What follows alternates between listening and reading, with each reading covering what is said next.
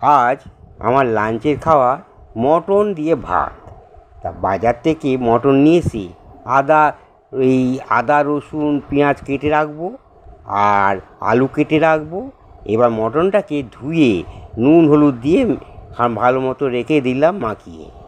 এইবার সেটাকে কড়াইতে তেল দিয়ে এইবার আলুটা ভেজে নিলাম, আলুটা ভেজে রেখে দিলাম।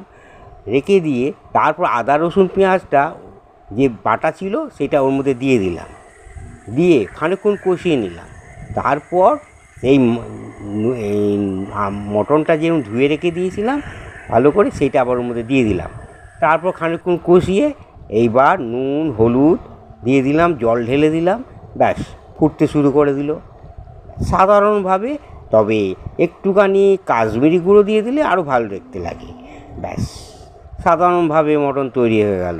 তা কোনো ক্ষতি হবে না, কোনো অম্বলও হবে না, ভাত দিয়ে আপনারাও খেতে পারবেন। তা এইভাবে করবেন সাধারণভাবে।